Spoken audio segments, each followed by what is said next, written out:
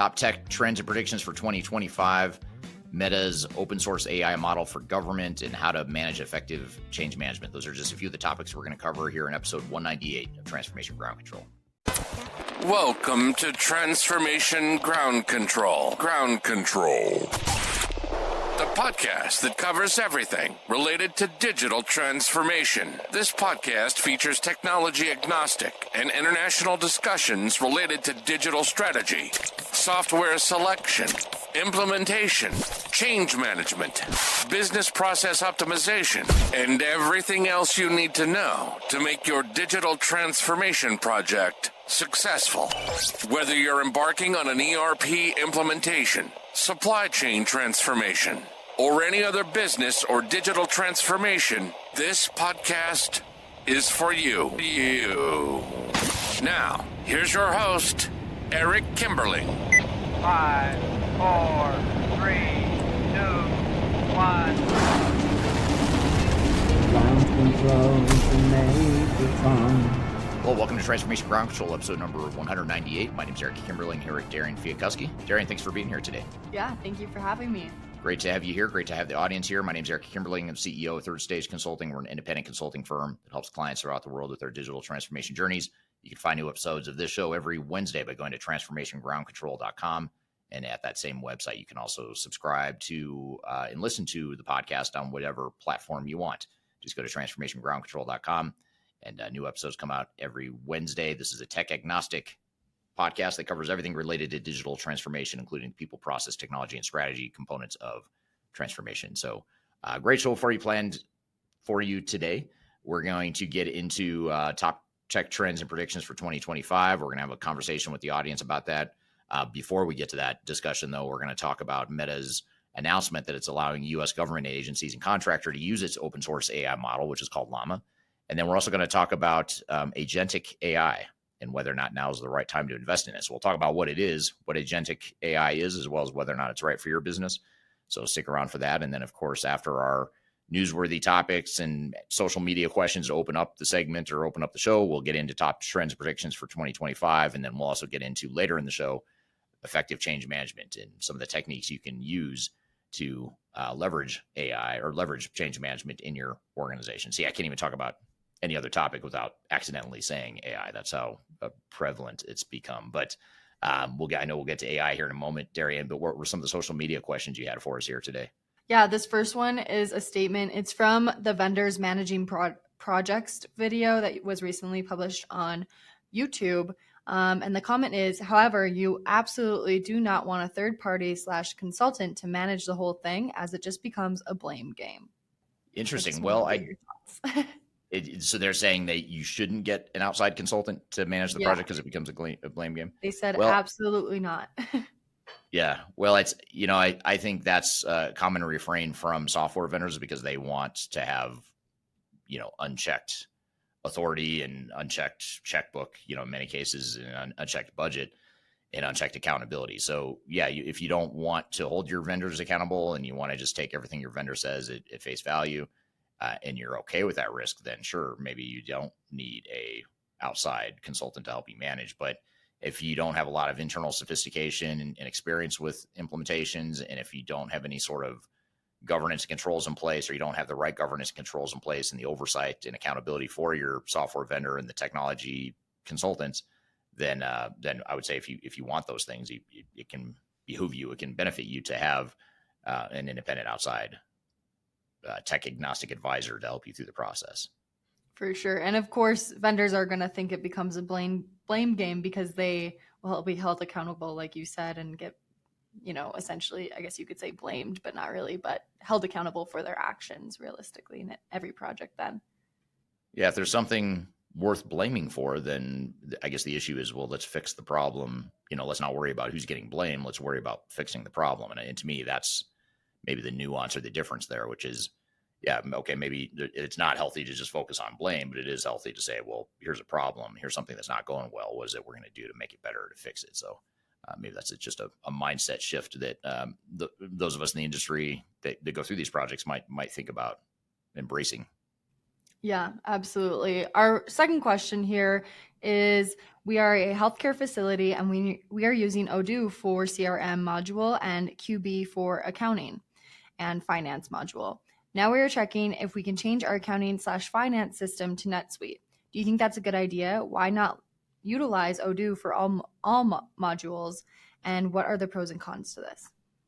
Well, without knowing what the business requirements are or how you got to the decision of Odoo and NetSuite and sort of evaluating those two systems, I couldn't tell you, obviously the details of how you got to that point. But what I will say is that, in a perfect world, sure, if you could use the modules from all one vendor, one product, that's the ideal utopia that I think most organizations strive for. But the problem and the reality is that most ERP systems are not going to provide everything that any given organization is going to need to run their business. And so then you run into the trade-off of, do we just accept the fact that the software can't do what we need it to do or want it to do, and we just water down our own operations, our own processes to accommodate the limitations of the software? Or do we try to change that software through customization or maybe some sort of third-party bolt-on, or just buying a completely different solution to add on to the system?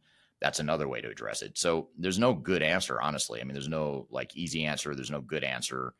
Every one of those scenarios I just laid out has pros and cons and trade-offs. And you really just have to look at how big those differences are between the pros and cons, and what the cost benefit is ultimately is what it comes down to. And so it should be one of those objective, non-emotional decisions. And I also think it's important to make decisions that are non-purist. So in other words, instead of coming in saying we have to have one single ERP system, or we have to have no customization, absolutely no customization. I mean, it's not realistic to have these extreme stances. You can strive for those extreme stances and get as close as you can, but the tricky part is navigating those areas where it's not realistic. And what do you do? Because I think if you go in and just say, we're not going to customize, for example, no matter what, we're just not going to customize, or we're not going to use anything but the one core ERP system, then you're not prepared to address the risk, because there's a downside now that you've created, and you've got to figure out, well, how do we navigate that? And so that's obviously a big challenge that organizations have to work through as part of the process. For sure. And do you think in some of these situations too, it is almost better to have different ERP systems or different software systems because of vendor lock or anything like that? Yeah, I mean, yeah, absolutely. I mean, there is an advantage of hedging your bets a bit and de-risking the issue of having too much dependence on one vendor in the vendor lock that you mentioned. So vendor lock is when you've got so much wrapped up in one software vendor that they have complete control over you. They control your systems, they control your data, they control your cost structure now, because now you're sort of beholden to their pricing increases in the future and whatever. And their escalators and kickers that kick in, as a result of these cloud subscription contracts. So you just have to be aware of it. And I do like, one reason why I do like sort of best of breed models is because you are hedging, and you're creating a situation where if for some reason one system doesn't work out longer term, or you end up having to replace that system, you're not back to where you might be right now, which is now you've got to replace our entire back office of systems, our entire suite of back office systems, which is typically really expensive and risky. And oftentimes organizations don't have the resources to do it. So those are all things that you've got to look at is those sorts of trade-offs. Yeah, absolutely. Those are some great questions. I'm excited to get into the newsworthy topics of the day, though. Yeah, absolutely. What have you got for us? Yeah, so this first one is about how Meta announced it will allow U.S. government agencies and contractors to use its open source AI model, Llama, for national security applications. While the use of Llama for military warfare, nuclear industries, and espionage is restricted, this update enables military to utilize the AI for tasks like logistics, tracking terrorist financing, and cybersecurity. Partnerships include companies such as Amazon, Microsoft, IBM, Lockheed Martin, and Oracle. Oracle is using Llama for maintenance document synthesis, while Lockheed Martin is employing it for code generation and data analysis. With this, Eric, I have a couple questions.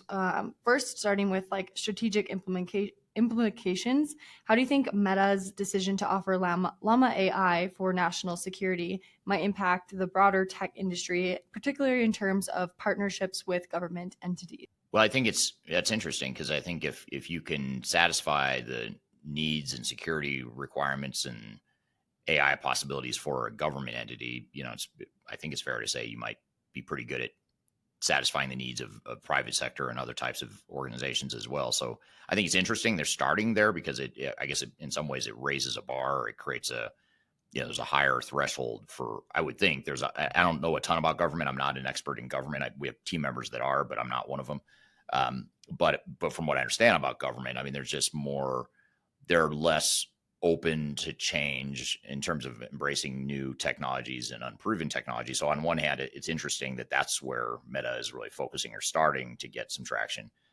So if they can do it with them, then I think, again, that might just make it easier to get others to adopt. I would have thought they would start, though, with something easier, like something more like a more innovative industry or a faster changing or a more technologically forward thinking sort of industry. But I think it's interesting that they're starting with government. So there's got to be a good reason. They're obviously, they must know something I don't in terms of why they wanted to start there, though. Yeah, absolutely. But I also think there's a huge side of obviously risks and challenges that come with government in particular. So with that, what risks could arise from allowing open source AI to be integrated into national security applications? And are there specific vulnerabilities that Meta and the US government should be concerned about that you could think off the top of your head? Yeah, I think it's just, data. First of all, data ownership, who owns the data and where is the data? Because I know for any government entity in any country, it doesn't matter if it's U.S. government or any other government, oftentimes they require the data, they require visibility and control over where the data is housed and how it's used. So that's kind of interesting too. I'd be curious to see how Meta navigates that piece of it because, because you are dealing with super sensitive information, especially when you're talking about national security. So I'll be curious to see over time how Meta addresses that concern. Yeah, absolutely. And talking about national security, how do you see AI models like Llama enhancing capabilities of U.S. agencies in areas like cybersecurity or counterterrorism? Yeah, I mean, it sounds like it could be something that is a game changer in terms of being able to provide more capabilities than what humans could possibly have. I do wonder, though. I have to wonder if AI is somewhat of a threat in a negative way to government more so than other industries, even more so than other industries, because if AI is can be proven to do these jobs better or faster than the way humans have in the past, then I think governments will be conflicted because they're not going to want to lay off people or, eliminate opportunities for people to have jobs, even if they arguably should, because you have a tool that can do it for cheaper or faster or whatever. So I'll be curious to see like that whole dynamic, how that unfolds, because I think that's an intangible thing that's not really related to the AI directly, but it's related to human behavior and organizational behavior too. So I'll be curious to see if that conflict exists or materializes, and if so, how they navigate it. For sure. And the other part of that conflict too is how other people in the organization are feeling if that does happen. So what is the resistance that government or any entities are feeling when changes like that happen? Yeah, absolutely. Our next one today is figuring out if now is the right time to implement agentic AI. This article examines whether organizations should adopt agentic AI, which is autonomous systems that perform tasks and make decisions without human oversight. While this technology offers obviously potential benefits like improved efficiency, enhanced decision-making, and competitive advantage, it also comes with challenges such as system integration, data quality assurance, and ethical considerations. This article obviously advises companies to assess their readiness before ever going into a decision like this, but it also emphasizes, is AI ready for no human oversight within companies, and is that a move that companies should be making right now, or should that be something that companies hold back on? So, Eric, what are some foundational steps that you could see companies taking if they wanted to prepare for agentic AI in the future, if it's not something that they're looking for right now? Yeah, I think it's maybe mapping out through visioning, mapping out what your processes could look like and how you could be using agentic AI. Um, you know, and and I think that's the key part is I think it's a maybe dual approach or two angles you come at it from. One is understanding what agentic AI could do, what the capabilities are, maybe looking at other use cases and getting ideas of how it could be used within your business. But then, of course, looking at your current state and understanding what it is you do now and how those two things might come together, the opportunities that agentic AI brings to you, but also, what your current processes are and some of the pain points and opportunities to improve your current processes. So you put those two things together, and I think you create that vision of what it is you want or how you might be able to use AI or agentic AI in this case. Then that, allows you to have more focus and more, sort of a targeted way of leveraging this new technology. Yeah, absolutely. And for companies that maybe are like, I want to get in on this now, what are some primary risks of early adoption before companies are ready for it? And how can those risks be managed? Well, I think first is if you can involve people in the discussion, involve people in the organization. It's just like any technology initiative. You don't want it to be just driven by IT or by top down from coming from corporate or whatever.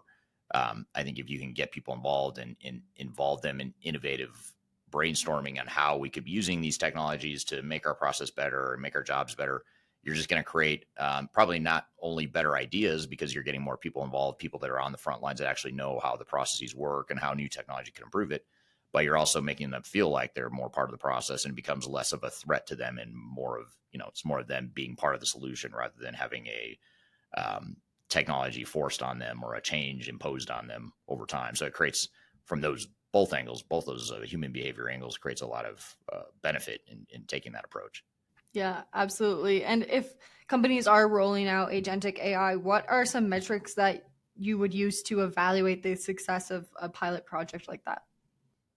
Well, the first one that comes to mind would be the data accuracy. If we're talking about autonomous decision making without human involvement, you have to wonder, well, is it going to be accurate? Is it going to make the right decisions? And is there an audit mechanism to sort of validate that it really was the right decision or that we don't need human intervention? Because it may be that you do. So those are a couple. I mean, that's sort of like an immediate knee-jerk metric that comes to mind. But then, of course, just looking at overall process throughput and how fast a process is working, with agentic AI in there. Is it making us more effective? Is it making us more efficient? Is it providing better data? And sort of measuring those outputs, I think, are some of the key ones that come to mind. Yeah, absolutely. And last question, what are some of the competitive advantages that might happen for companies if they do early adoption of agentic AI? Well, I think if they do early adoption, they're going to certainly get ahead of their competition in many ways, so that it's a competitive advantage possibility, especially because if the tools are available to everyone, it's sort of like the clock's already ticking. I mean, people are adopting AI right now, so it depends on where you want to be. If you want to be ahead of your competition, that can be a great way to do it. It can also just be a good way to just rethink your processes and ways that you could be totally changing and improving your processes in ways maybe you didn't have the resources or the technology available to do it in the past. Yeah, absolutely. Well, those were some great articles, and I love figuring out what's going on a weekly basis and what's changing. I feel like it's always changing so quickly, but I'm excited to kind of dive into that a little bit further with today's discussion. Yeah, we're going to get into tech trends and predictions. We're going to talk about a few of my tech trends and predictions, but more importantly, I also want to hear from the audience on what they think some of the important, exciting trends are for 2025. So we're going to talk about what you need to know about trends and predictions for the digital transformation space here in 2025 and beyond. And stick around too, because even after that interview or after that conversation, we're going to get into more stuff. And another topic we're going to get to is some change management techniques you can be using to improve your business. And part of the reason this is so important in today's episode is not only because change management is so important in general, but because as we talk about tech trends and predictions for 2025, one of the big themes that we're going to get to here in a moment is just all the resiliency that you need to build as an organization and the ability to change and lead change. That's all becoming increasingly important. So we also want to share a segment later in the show and get into some focused discussion around change management too. So stick around for that. So got a lot more to cover. We're going to get to it here in just a moment, but first we're going to take a quick break. We'll be back with more Transformation Ground Control.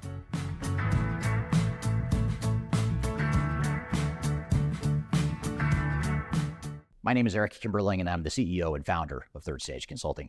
Before we dive too far into today's content, I want to invite you to learn a little bit more about Third Stage Consulting, who we are and what we do. I've included a link to a video right here that describes Third Stage in a bit more detail. It talks about our story, our history, our philosophy, our clients, our service offerings, and that sort of thing. But in general, what Third Stage Consulting does is we're an independent and tech-agnostic consulting provider.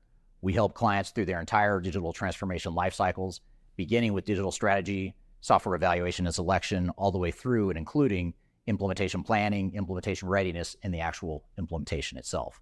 We're technology agnostic, so we only represent our clients' best interests. We do not represent software vendors. But having said that, we work very closely with software vendors, all the leading players that you can imagine we've worked with, both in helping clients evaluate and select them, but also in helping clients implement those solutions as well. So we have a very broad, objective, agnostic view of the market that is meant to really represent your interest as you go through your digital transformation. I also encourage you to scan this QR code right here to get access to our resource center. This resource center has a ton of information, a ton of ebooks that are free. You have access to top 10 software rankings, playbooks for how to make your project more successful, guides to change management, YouTube videos, all kinds of stuff that are going to help you through your digital transformation. So I encourage you to scan this QR code to get access to those resources. And please feel free to reach out to me directly to brainstorm ideas about your project. Even if it's just informally, you want to bounce around some ideas and get some informal advice, I'd be happy to spend some time with you. So feel free to reach out to me. I've included my contact information below. You can also find it in the description field of this video as well. The last thing you want to have happen is for your digital transformation to end up in court. I've been doing this for 20 years and I have seen everything. My name is Marcus Harris. I'm a software and technology attorney focusing my practice on drafting and negotiating software-related contracts and litigating software disputes across the country. Feel free to reach out to us at taftlaw.com. We'd love to talk to you about the litigation process and what you can expect.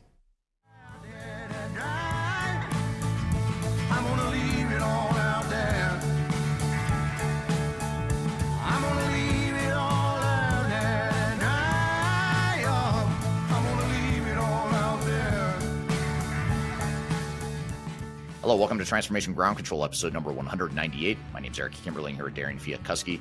You can find new episodes of this show every Wednesday by going to transformationgroundcontrol.com. And this is the podcast that's tech agnostic and has everything to do with digital transformation, including strategy, people, process, and technology. So thank you for joining us here today. And we're excited to get into this conversation. I love doing this conversation every year, and it's a conversation around tech trends and predictions for the coming year. We're in November here as we're filming this, so we've got just a few weeks left here in 2024, and many of you are embarking on a digital strategy or roadmap for 2025, trying to figure out how you're going to embark on your digital transformation journey or how you're going to invest your IT dollars. And so you're probably thinking about a lot of change and new technologies and things like that. So we want to talk about those trends and predictions that you should be thinking about as you create those strategies and roadmaps for the new year and beyond. So we want to jump into that conversation here today. So as we start to think about some of the general trends to be aware of here in the coming year, and as we think about our digital strategies and how we're going to go about the process of defining a digital strategy and ultimately executing on that, there's a lot of different trends to be aware of. A lot of things have changed in the industry, and if I were to sort of summarize where we are just at a high level, and then really dig in and start to have a chat with you guys and hear your feedback as well. But as I look to sort of summarize where we're at and where we're headed in 2025, if I had to pick one thing to summarize, I would say it is definitely an increased pace of change. And the reason I say that is because the trajectory that the technology change is on right now is so dramatic. So when we think about things like AI and predictive analytics and certainly cloud implementations, all these things are areas that are changing very quickly. And technology has always changed very quickly in the 25 years I've been doing this. But I feel like just in the last year or two, the pace of change has really accelerated dramatically. When you look at how quickly ChatGPT caught on, for example, and how quickly it really brought artificial intelligence to the forefront, not just for consumers, but also for businesses, sort of in parallel, that was something that really changed the pace of change. And then you add to the fact that a lot of companies are quickly adopting or quickly embracing the cloud and moving their on-premise systems to the cloud still. And you add that all up and you see that there's a big increased pace of change. And so I think that's really the name of the game for 2025 is how do we manage that change? How do we navigate the change? How do we not let the change overwhelm us or become something that we just can't consume as an organization?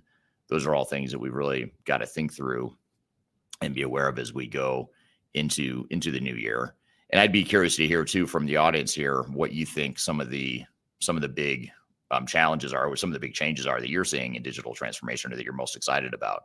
I'm just mentioning a couple here with cloud and artificial intelligence, but would love to hear any other comments you have or any other things you think are changing particularly quickly. Also want to say hello to Mukushamar joining from Pune, India. We have someone joining from Santiago, Chile. Thank you for being here today as well.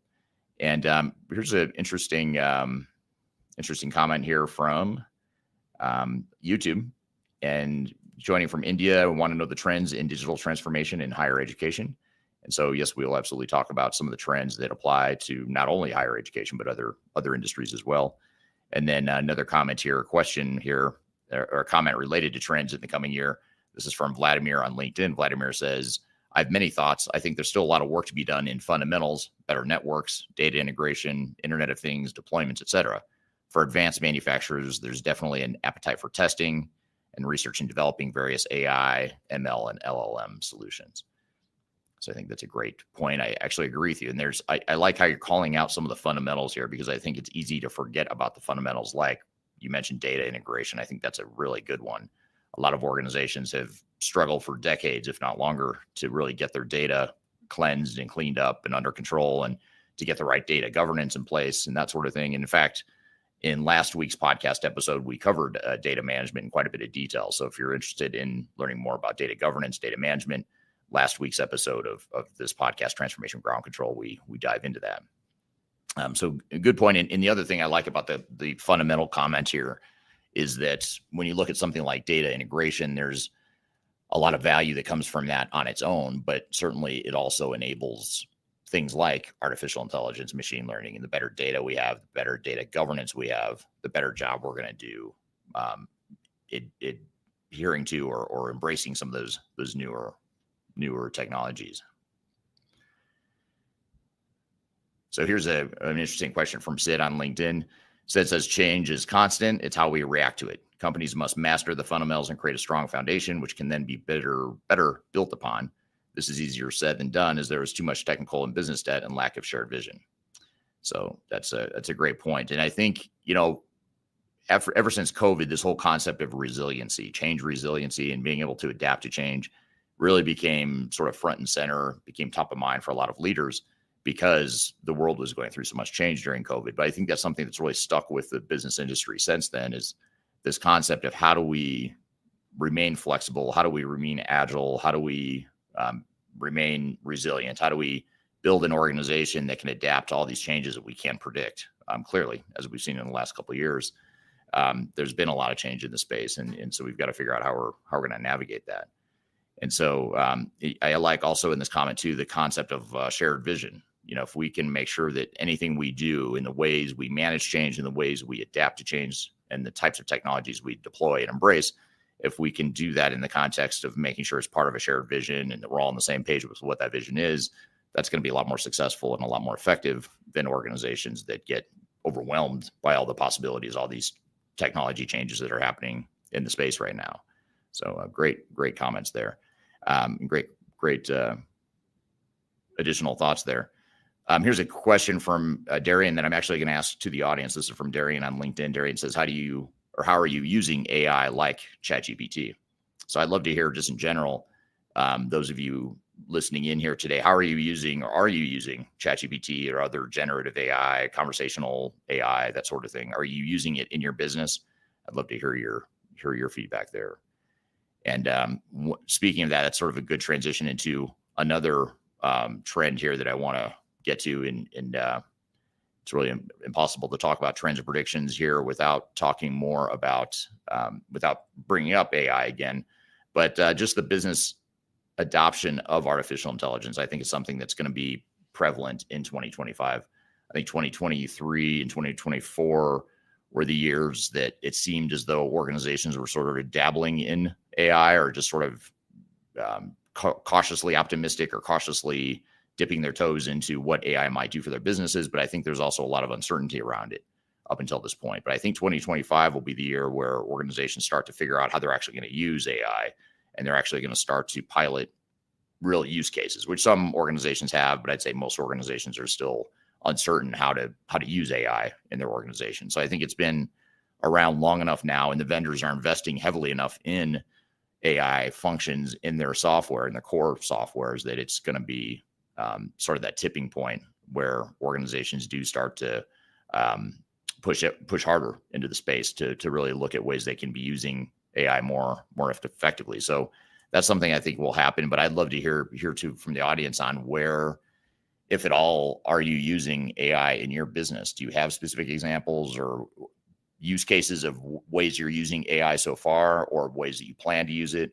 Or are you still trying to figure out what AI is and how it could affect your business? I'd love to hear your thoughts and comments here on sort of where you fall on the whole change adoption curve, or the whole AI adoption curve in general.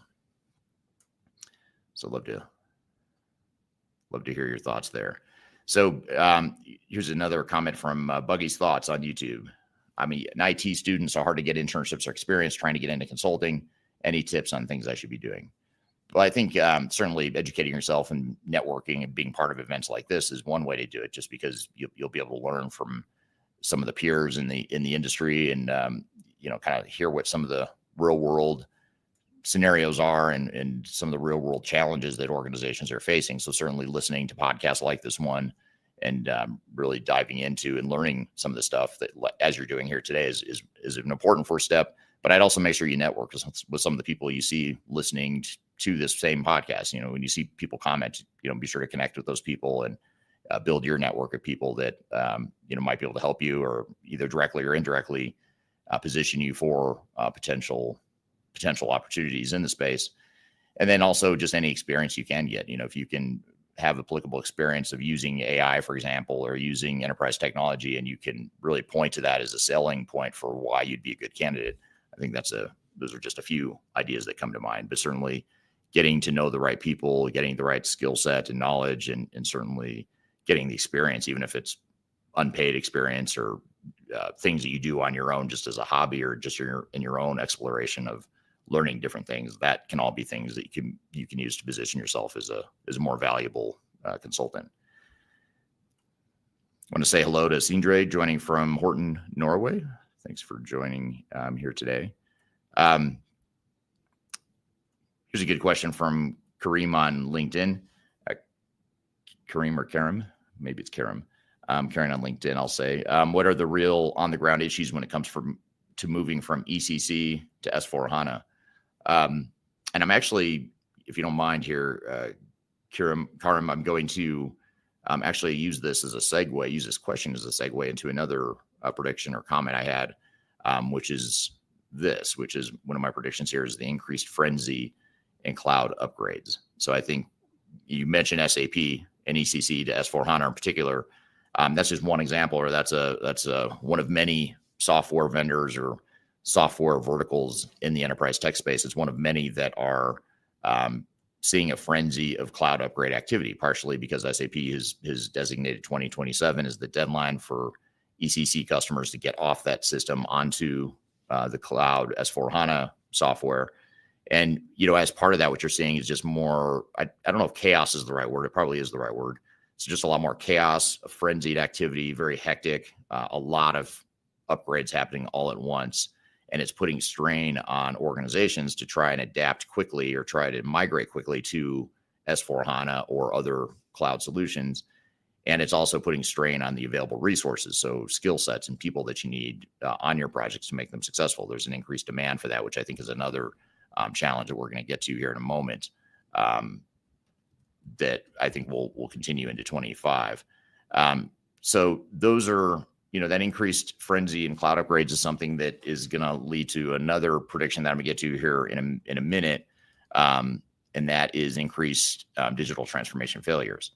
I think the fact that so many organizations are moving so quickly to the cloud. In some cases, they're not ready for the change. And in some cases, they have other bigger issues they should be dealing with. But because the software vendors have sort of forced this cloud migration all in mass, that's causing a lot of organizations to get into these projects a little too deep when perhaps they're not ready for it. Perhaps they just don't have the right foundation or infrastructure in place. They don't have the right alignment. They're not focused on the right things, but yet they're going through these projects because software vendors are sort of forcing them to in a lot of ways, because they want to make sure that they have those upgrades happening in place, or happening in a timely fashion here. So, but as far as how to make that cloud migration successful, back to Karim's question around moving from ECC to S4, I think there's a few things that come to mind here. One is you want to make sure that you're ready for it. First of all, make sure you have a good reason for why you're moving from ECC to S4. And I would say that it's not enough to say because SAP told you have to. That's not a good enough reason to say that's what we're going to base our whole burning platform for change, because that's not a good enough reason to do that. So I think making sure you have a clear vision for what it is you want to get out of the project. Make sure you have a good idea of what business value you expect to get. Make sure you have a good idea of what sort of business improvements and organizational improvements you expect to see, and really having clarity around that before you get into a project. I think that's really important, whether you're moving from ECC to S4 or any system to a new system. I'd say the same thing. So those are just some things that come to mind there that I think are very, very important. There's a question or a comment here from Sid on LinkedIn. Sid says, a quick win for AI is the ability to summarize meeting notes via Zoom. This is making it easier to summarize results and action items. Many of the AI offered by vendors are not necessarily ready for prime time. However, on the machine learning side, there has been more due diligence on using machine learning for data validation and enrichment. So those are really good comments. And I agree. There are some great ways that you could be using AI at a really micro level, to do your job more effectively and to you scale yourself better. I know I personally use AI all the time for summarizing meeting notes. I also use it to write blogs. So I don't write blogs anymore like I used to religiously for years and years. I used to religiously write at least one blog a week.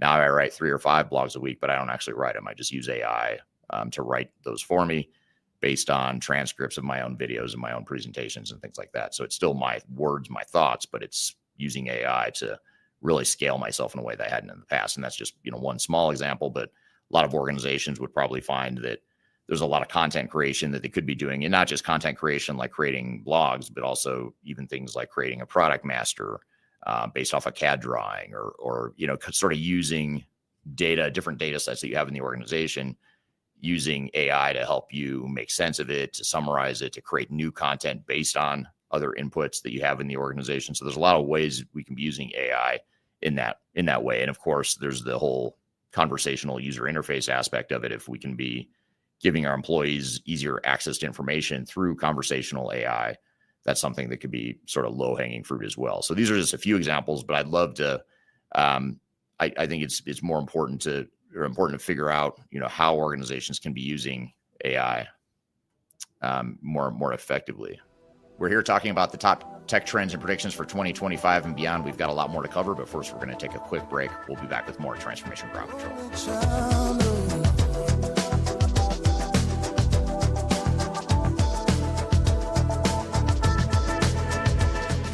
If you are involved in any sort of digital transformation or business change initiative, you'll want to download the Digital Transformation Report.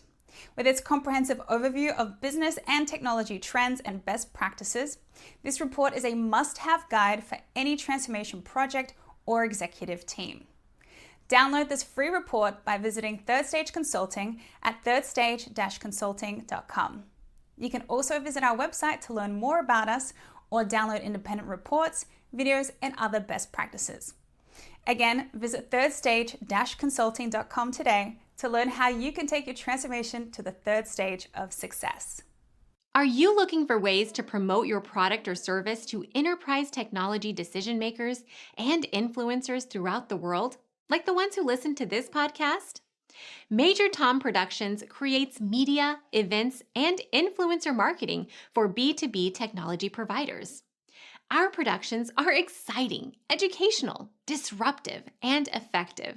Most importantly, they create results. Our content is unlike any other in this industry, engaging, influential, and trusted by technology buyers and influencers throughout the world. Each month, our productions reach hundreds of thousands of targeted buyers and decision makers who trust and engage with our honest and tech-agnostic content.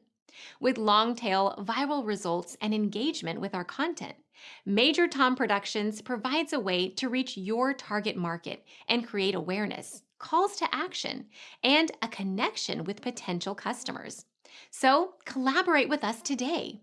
Learn how we can feature your product or service on podcasts such as Transformation Ground Control, Journey to S/4HANA, and Journey to Dynamics 365.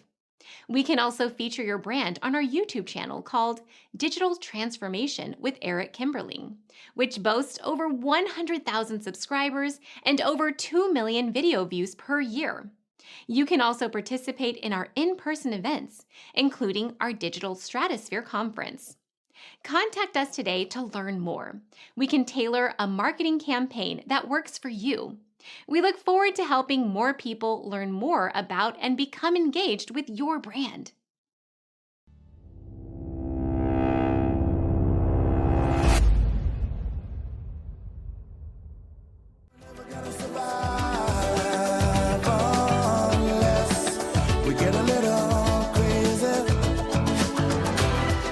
Hello, welcome back to Transformation Ground Control, episode number 198. My name is Eric Kimberling here with Darian Chwialkowski.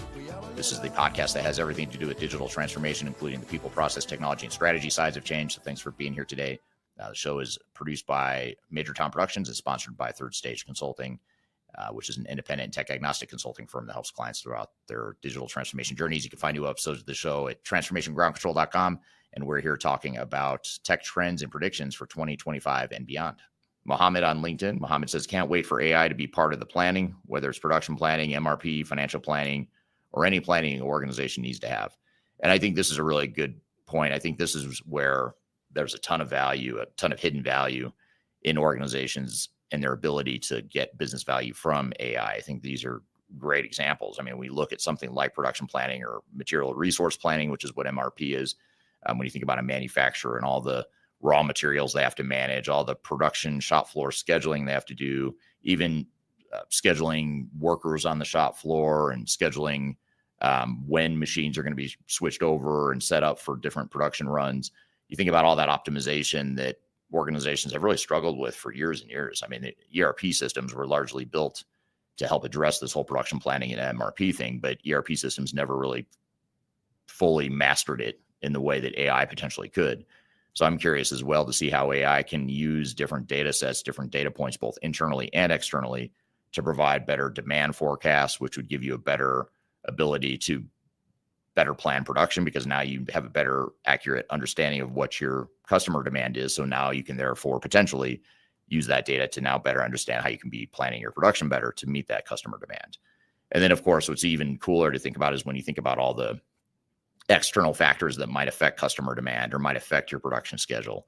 And if you can use AI to help optimize that and figure out and help you see things that you as an organization and a team wouldn't see on your own because you have human flaws and blind spots and whatnot, that's where I think it could be really cool for AI to really be a game changer for organizations. But at the same time, I also think that organizations are trying to figure out how to walk before they run. How can they use these little, more, maybe a little simpler use cases, just like what Sid had talked about before, kind of going back to this comment here, the quick win with summarizing meeting notes and summarizing results and action items and that sort of thing. And he also mentions data validation and enrichment as an area where you could be using AI more effectively. So this is, I think this is great conversation here because there's small, simple ways you could be using AI. And there's also these more advanced ways, like with the production planning example that Sid brings up here, or Mohammed brings up here as well.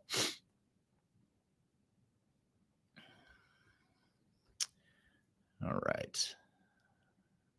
So here's another comment from LinkedIn. AI is currently not mainly used in the core consultancy job, as in suggesting best practices captured from certain ERP systems perspective, or even from a pure business and operational point of view. Neither is it used in the actual implementation.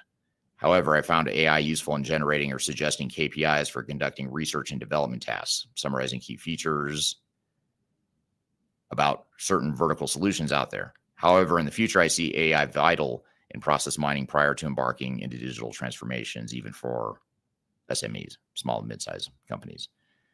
So very, very interesting point. I think that there is a lot of opportunity for us consultants to be using AI more effectively, especially when you think about things like, when you get into some of the technical stuff like configuration of software, integration, certainly data analysis, things like that. I think that's where AI can add a lot of value there. I want to say hello to Ivan joining from Sofia, Bulgaria. So thanks for joining here today, Ivan.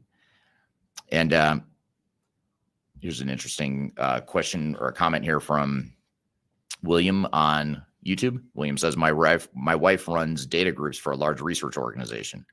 Last week, she mentioned having a host of nuisance tech issues. I asked her if they did a cloud migration. She said, how did you know? So yes, cloud migrations are difficult and challenging. And I think that's something that's going to continue into the new year in 2025 and beyond.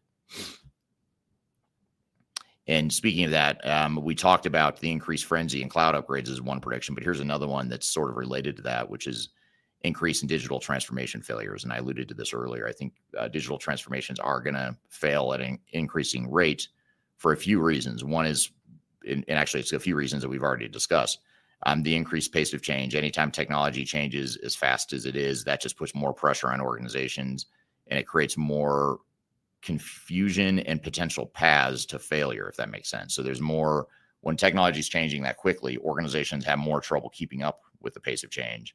And that just puts more strain on those organizations to change faster than they're potentially really conditioned to do.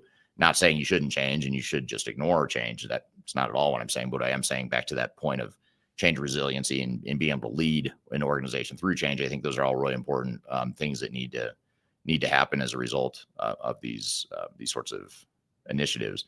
So when you think about that increased pace of change, and then you also add to the fact that you have this mass migration of organizations throughout the world that are moving from their legacy on-prem system to their cloud-based system in a relatively short period of time, in a relatively compressed period of time because of some of the vendor sunsetting issues and just the pace of change in general. That's putting more pressure on organizations to go through change that they're not necessarily ready for and they're not necessarily prepared to succeed. And so that's why it's so important for organizations to make sure they have a clear vision of where they want to go and make sure they have a clear direction and alignment as an organization before they jump too far into the overall project. So I think the increase in failures will absolutely increase. We just see too many organizations that are struggling right now with that cloud migration and the forced fast migration, shortage of skills. That's actually another prediction that I'll just call out here now as one of the predictions is, skills shortages have been an issue for years now. It's nothing new in 2025. That is something that'll continue and probably accelerate in 2025 because you get, for example, all these companies that are scrambling now to go from SAP ECC to S/4HANA. There's only so many SAP consultants in the world that know what they're doing and are good. And those consultants are all in high demand right now because you have so many organizations that are going through these changes all in a relatively short period of time. So that skill shortage creates more pressure on organization and increases the rate or the probability of failure even more. So you've got to look at all these underlying currents here, these undercurrents in the industry and say, how does this affect us? And how do we mitigate the risks of all these things we're talking about? And the good news here, it may sound like I'm saying it's all bad news because there are risks and there's challenges, but the good news is there's ways to mitigate those risks and challenges and ways to overcome them. And it's just a matter of being aware of them. With skill shortages, for example, you may have to assume your project's going to take you a little longer than you might otherwise expect or that might otherwise be realistic. I mean, I think in general, most organizations are very unrealistic about how long an implementation takes, but even more so nowadays when you add up all these different factors, the skill shortages, the increasing pace of change, the fact that vendors are changing their software so quickly, the fact that businesses are dealing with a bunch of challenges, supply chain issues and economic issues and potential layoffs, acquisitions. There's all these other things happening that have nothing to do with technology that are also putting pressure on these organizations. And at some point, something's got to give. And oftentimes these technology initiatives end up paying the price or end up taking longer than expected or costing more than expected because of all these other internal and external dynamics that are contributing to some of the difficulties that organizations face when they're going through these implementations.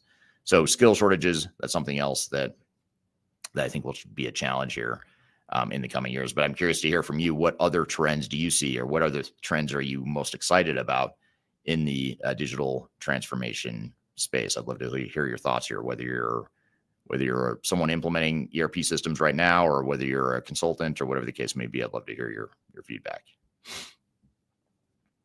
Speaking of feedback, here's another comment from Karim on LinkedIn. Another quick one. Are all market leading vendors truly equal in their enterprise software capabilities?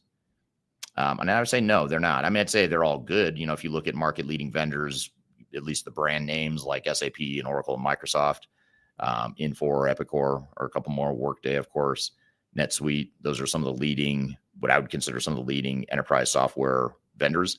But I wouldn't say they're equal. I mean, I think they all have their strengths and weaknesses, and they all have their areas of focus. Certain ones are better at certain types of organizations or with certain types of industries, but you really have to make sure you understand more than anything just what your own needs are and what your priorities are. And once you know what your needs and priorities are as an organization, then looking to the software solutions that are out there to figure out which one or ones are going to provide you, the best fit with what you're looking for. That's why going through an objective and comprehensive evaluation process is so important, to make sure that you find the software and you find the nuances in these different software solutions, because they are all very different and they have different strengths and weaknesses for certain. Here's another comment from Pranesh on LinkedIn.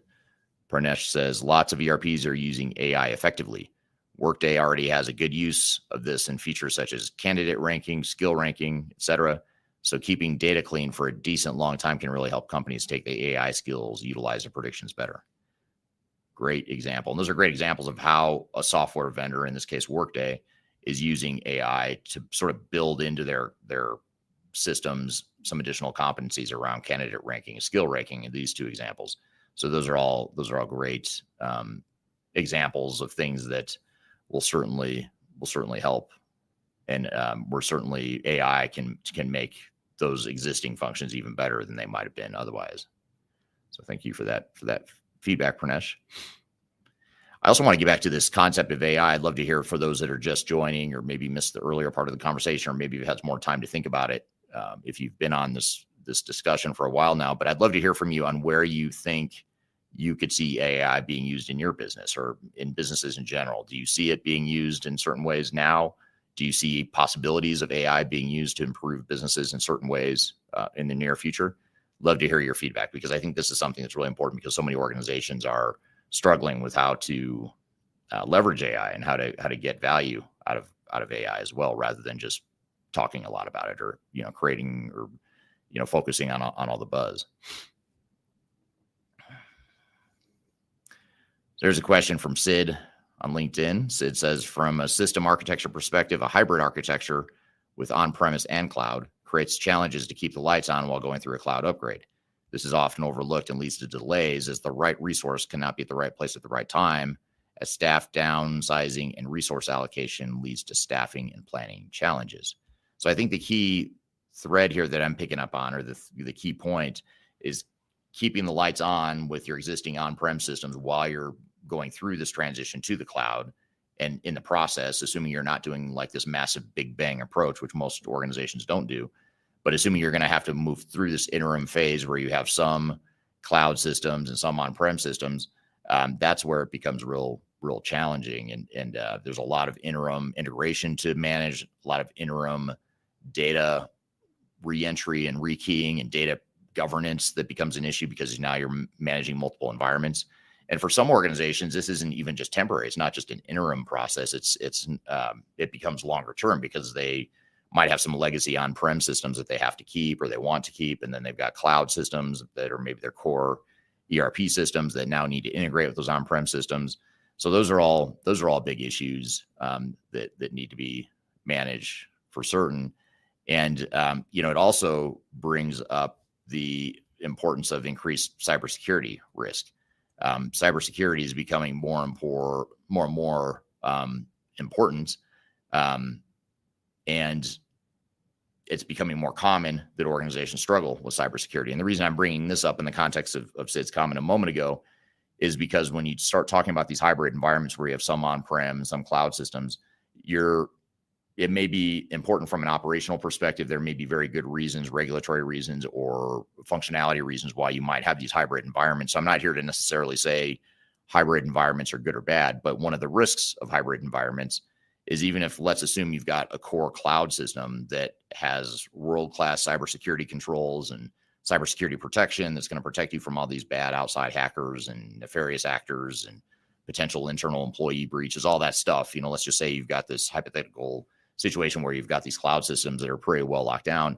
If you have a hybrid situation where you also have now some on-premise systems that are accessing or integrating to those back office cloud systems, now you've increased another entry point or a potential, a potential lapse, a point of weakness in your systems, because now a hacker is probably going to go attack your old on-prem system to get to your cloud system, even though your cloud system is pretty well locked down, has good cybersecurity controls in place and that sort of thing.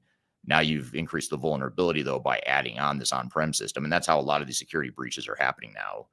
When you look at, I think it was the SolarWinds breach from a couple of years ago, that massive breach that SolarWinds had. There was, if I remember correctly, I think that was the one where they accessed the core system and brought down the core system. They accessed it through a backdoor. And that backdoor was a third-party bolt-on system that didn't have good cybersecurity controls. So that's why I say cybersecurity is just going to continue to be a challenge, partially because you've got these hybrid environments. You've got a lot of companies that are going through technology change, and that just increases a certain amount of cybersecurity risk right there because of that. But then you also have the just increase in cybersecurity sophistication, or not cybersecurity sophistication, but criminal sophistication, I guess you'd say, when it comes to hacking and attacking networks and trying to access and steal data. Hackers are just getting more and more advanced in their approaches. I know within our organization, it's just crazy how sophisticated some of these phishing and spoofing spams have become, and not spoofing spams, spoofing scams. How big that's become. In just in our business, in our here at Third Stage, that's been a big challenge for us. So I can only imagine a big, massive organization with tens of thousands of employees just has that many more thousands of opportunities to create a human lapse that leads to a cybersecurity issue, or it's more of a technical attack on the infrastructure because of the physical cybersecurity weaknesses of the system. So I think those are all things that lead us to more increases cybersecurity risk, and these are things that we absolutely need to focus more on. And it is something that is becoming more important and trendy. You have the chief information security officer now. You didn't used to have that position. It used to just be sort of a function within the CIO role, but now you've got the CISO role that's focused on information security, cybersecurity, that sort of thing. And I think organizations are finally realizing that their technology and their data, their intellectual property, it's all wrapped up in these systems, and they have to protect their assets just like they protect their money and their buildings and their physical inventory and everything else. Same goes for your technology. Your technology is arguably even more important for a lot of organizations, a lot more important than the physical assets they might have in terms of buildings or inventory or products, whatever the case may be. So great stuff there, and thank you for those comments there.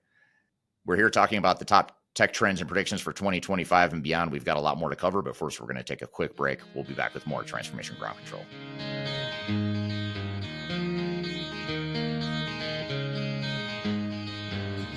Could you whisper in my ear?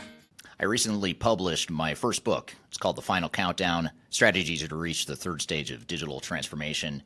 And I wrote this book because I really wanted to find a concise way to share some of my knowledge around digital strategy and how to get started on a digital transformation journey. So in this book, I cover 3 different sections. I cover the people, process, and technology aspects of transformation, with the idea that it's meant to be a starting point, a launching pad for organizations and team members that are going through digital transformations. So I encourage you to buy this book. You can get it electronically, you can get it paperback, or you can get it in hard copy as I'm holding here in front of you.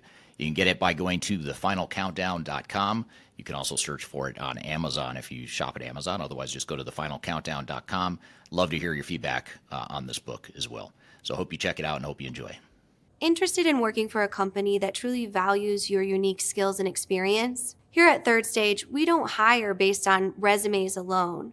We look at the full candidate, experience, and willingness to provide excellent service for our clients. Within a technology, independent, and agnostic consulting firm, you have the opportunity to learn across industries with a diverse group of clients. Our consultants also have the opportunity to diversify their portfolio and learn across technology systems. If you're interested in joining a high-growth entrepreneurial organization, please reach out to us at work@thirdstage-consulting.com.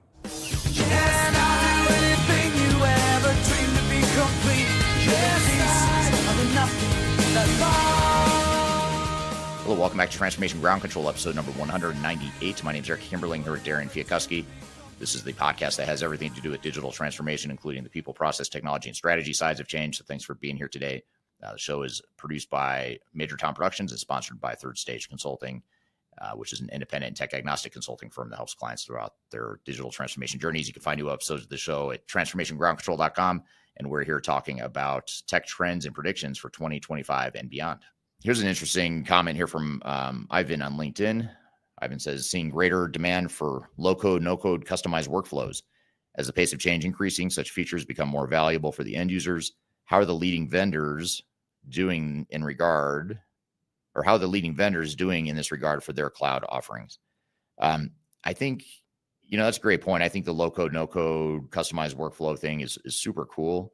I think it helps bridge that gap between, the benefit of having commercial off-the-shelf pre-configured package solutions and the need that organizations have to have some sort of flexibility to change that software to fit their needs and to change their business as their business grows. So, I think for too long, the industry kind of focused on this concept that, don't change the software because we have best practices built into our technology and our workflows. But I think organizations and even vendors in a lot of ways are starting to realize that's all just a hoax and that's not realistic. So what I love about low code, no code is it's sort of taking the best of both worlds. It's sort of acknowledging that, there's some R&D and some standard workflows and some value that has been built in these standard off the shelf, prepackaged software systems. But it also recognizes that it's not perfect. It's not going to fit everyone's needs. So if you can have a way to change the software without having to go in and change the code and sort of break the software, risk breaking the software, if you could do that with a low code, no code environment, then I think that's, super, super important and something that's super valuable to organizations. So love the idea. And I love the thought here, or the addition to our list that low code, no code customized workflows are increasingly important. And that's an important trend.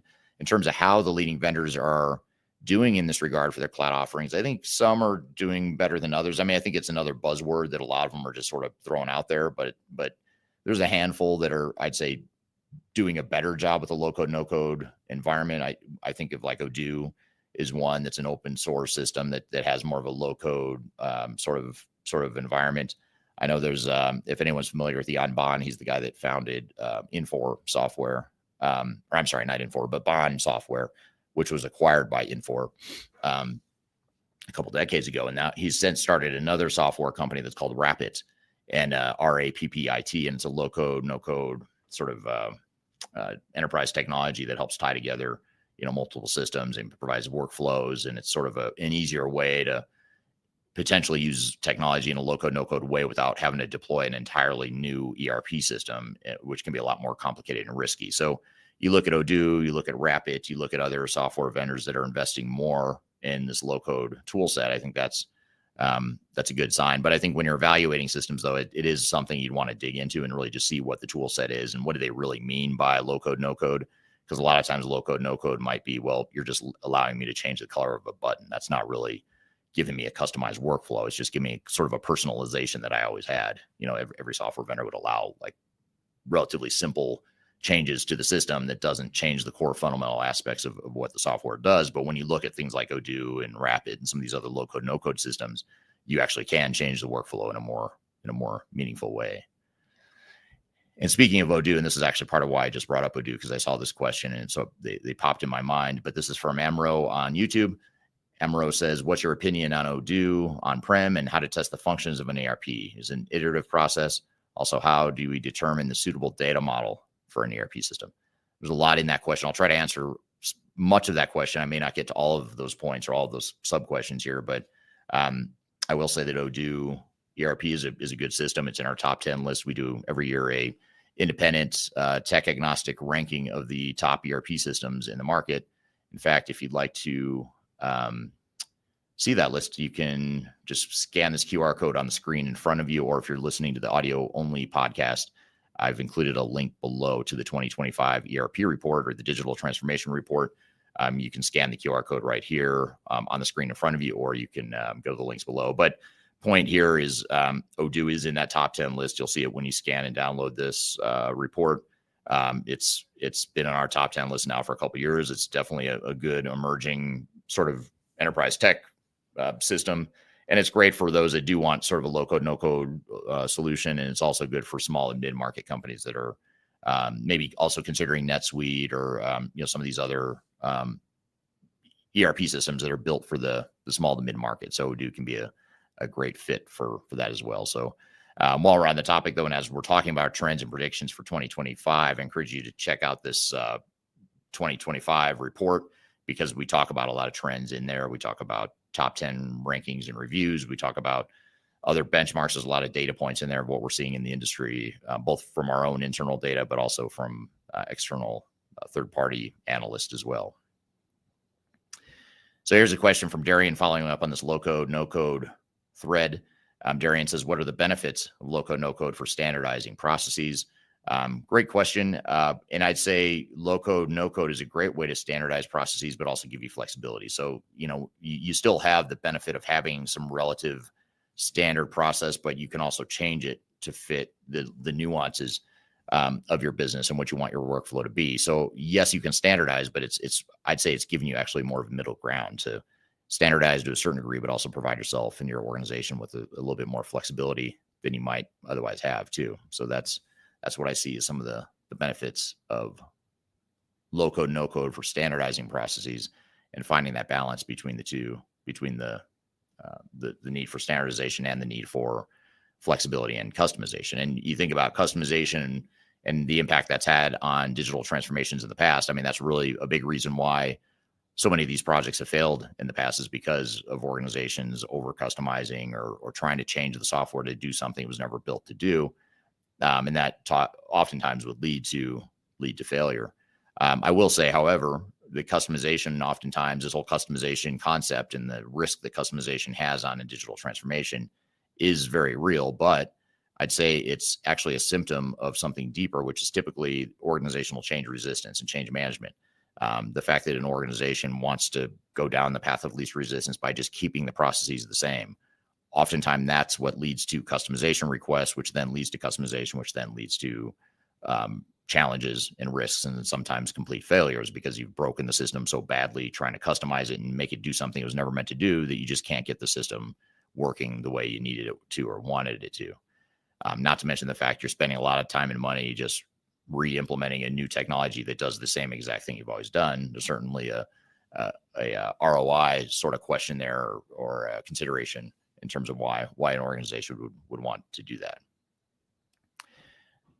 So if I were to maybe summarize some of what we've talked about so far, and this is for a lot of you that might be joining here in the middle of the conversation, but we've talked about some of the trends. We've talked about business adoption of AI and some more use cases of how companies and organizations are actually going to start using AI. And so in other words, rather than us just sort of messing around with it on our own at home or even in our jobs, I think you're going to start to see organizations that are actually more formally and more deliberately finding ways that they start using AI more widespread, not just in individual use cases, but across the enterprise. So I think that's pretty exciting, because there's so much innovation I think we'll see from organizations as a result of that increased adoption of AI. We also talked about the increase frenzy in cloud upgrades. So we talked about how the fact that organizations are going through so many cloud upgrades within a relatively short period of time. And it's also sort of a manufactured frenzy too. It's the industry creating this frenzy and this chaos around needing to upgrade from on-prem to cloud now. And it reminds me a lot of the Y2K. For those of you old enough to remember, in the late 90s, there was this frenzy around Y2K. Everyone was worried that the world was going to end because the way computers were programmed were 2-digit years. You know, any sort of timestamp would have a 2-digit year. And people were worried that once 1999 became 2000 and the 2-digit year goes from 99 to 00, everyone was worried that the systems would all break and the world would end and we wouldn't have power or banks or food or whatever. In hindsight, I think that was all manufactured as well. I mean, it was a real fear that was sort of a commonly known risk. And I don't remember a glitch at all, you know, the moment we switched from 1999 to 2000.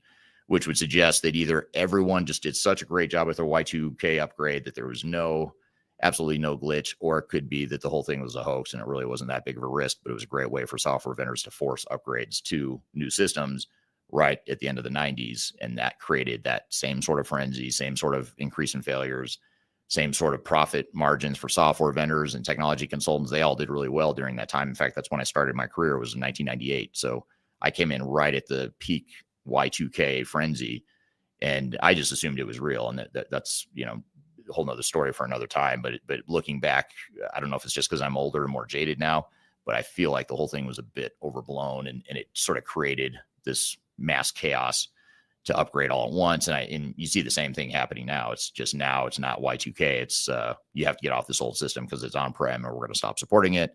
And, you know, you're going to go out of business and be a failed business if you don't keep up and get to this new cloud solution, which is probably true long-term, but doesn't mean you should necessarily drop everything and go invest millions of dollars in a cloud upgrade right now. But regardless, it is what it is. You're seeing that increased frenzy in cloud upgrades. That's one of the things we talked about. We also talked about the increased pace of change. Things are just changing very quickly with AI and predictive analytics and all kinds of emerging technologies and cloud migrations. All this results in change, and it puts pressure on organizations to be better at change because they simply have to be as things get more difficult and change quickly. Skill shortages, as we look at this increased pace of change and the increased frenzy in cloud upgrades, that leads to skill shortages, which means that implementations are going to be more challenging to find the right people because there's going to be so much demand for them, because you have so many organizations going through these big, massive cloud upgrades all in a relatively short period of time. That puts more pressure on the skills that are needed to make these projects successful. We talked about increase in digital transformation failures. Because of a lot of the things we've talked about, that's going to lead to more failures. Digital transformation and ERP implementation failure rates have always been historically high and, in my opinion, unacceptable. And it's confusing to me at times as to why that number doesn't budge or really get any better over time. It's actually, I think the number is going to increase. The failure rate's going to increase now because of all the things we've talked about, which are good things longer term, but short term that creates more chaos and risk for organizations because of all the change, skill shortages, going through implementations because they have to, not necessarily because they have a good reason strategically, but because the vendors are telling them they have to. That's, you know, right there leading to a lack of strategic direction that's leading to a lot of failure. So these are all things that, you know, you just need to be aware of from a risk perspective. And then the other risk that we talked about so far was the increase of cybersecurity risk. So as you see more attempted cybersecurity breaches, you're going to see more pressure on cloud vendors and software providers and IT professionals in general to provide more, tightened down cybersecurity here in the coming year and longer. So those are some of the predictions we've covered so far. There's a couple. I'll get to a few more comments here before we wrap up, but this is from Havana ERP on YouTube. Says Odoo needs a lot of unnecessary customizations. Most of the things you expect to be there by default will not be there. I don't have a strong opinion on that. It depends on what your needs are. I suppose that you could say that about any ERP system is going to have things that you would hope would be there, but aren't going to be there the way you want them. I also do have to ask the question if you are an ERP vendor, because I saw the name Havana ERP, so I don't know if you're a competitor of Odoo's and maybe you have maybe a stronger bias opinion there. Great question, great point, is something to be aware of. You just want to make sure you're doing your due diligence and understanding what it is you're getting from your cloud provider and that sort of thing. Here's a comment from Pranesh on LinkedIn. Pranesh says, just to add onto you, Eric, low code has a great benefit by empowering the functional centers of excellence and reducing the loads of the developer. In real-time scenarios, there's always great load and wait time for developers to deliver, but these add-ons give the opportunity for more productivity. Some examples are Power Apps, which let you create your own app. And that's actually a great example. Power Apps from Microsoft are really cool. And that's sort of a semi-techie tool that you don't have to be a deep techie, but it provides you technical capabilities, and it allows you to be more technologically advanced than you really are, if that makes sense, because you've got this way to create Power Apps on the Power App platform using the Microsoft platform in this case. And that's true for, the low code, no code environment in general.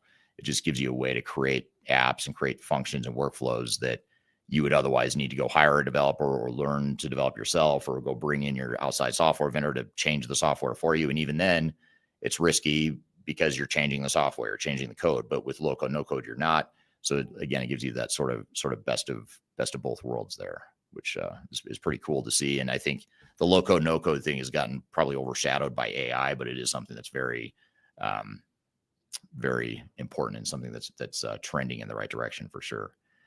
All right. So those were our top tech trends and predictions for 2025 and beyond. I'm curious to hear your feedback.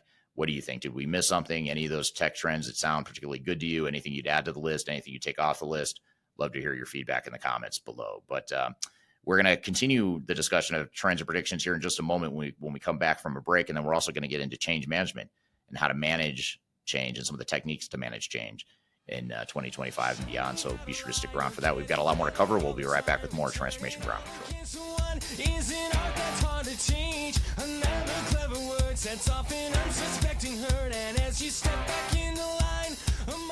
I'm excited to announce the release of our 2025 Digital Transformation Report.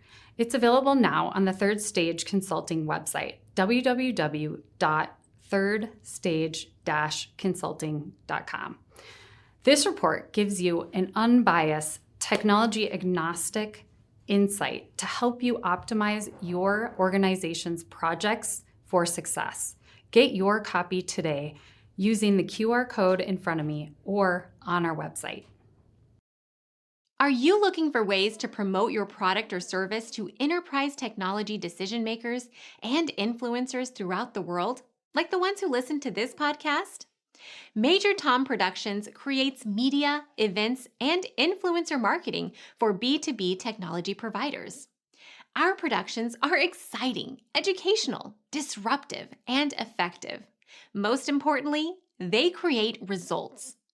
Our content is unlike any other in this industry, engaging, influential, and trusted by technology buyers and influencers throughout the world.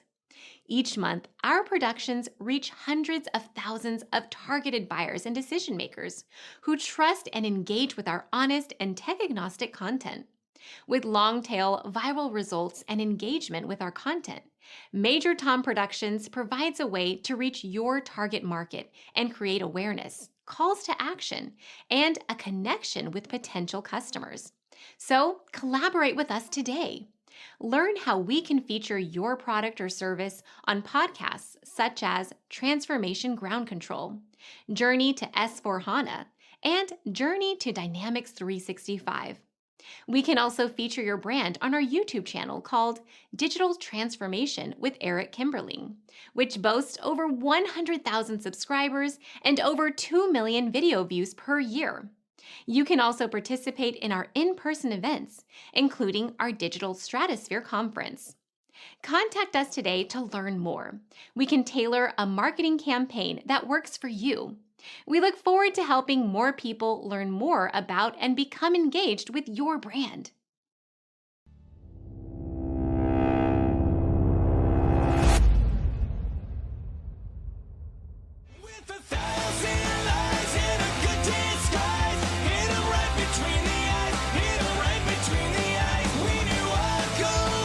Hello, welcome back to Transformation Ground Control, episode number 198. My name is Eric Kimberling here with Darian Chwialkowski. You can find new episodes every Wednesday at transformationgroundcontrol.com. And this is the independent tech agnostic podcast. It covers all things related to digital transformation, produced by Major Tom Productions, sponsored by Third Stage Consulting. So, Darian, we just had this great conversation with the audience about trends and predictions for 2025 and beyond. What were some of your thoughts and takeaways? Yeah, it was a great conversation. I thought the audience had a lot of great suggestions for what they see are happening going into 2025, or what trends they see are really picking up speed. I want to kind of expand on some of the topics that we hit on in that conversation. First of all, being that AI integrating into ERP systems. I know that's something that we talk a lot about on here, but also that was brought up today. So one thing I have a question about is, given that ERP vendors are adding AI capabilities to all of their softwares, what advice would you give it to companies in assessing the real value of these tools? Well, I think it's a lot like you'd assess the value of any capability or function in a software. You create your business requirements and your demo scripts for what you want to see from the software solutions before you commit to buying one. And then you make them show it to you, prove it to you that the software can do what you need it to do. And so, making sure you actually see them using AI, and whether it's conversational AI or generative AI or whatever it is, just making sure you actually see the examples and use examples of your processes and your workflows and your products.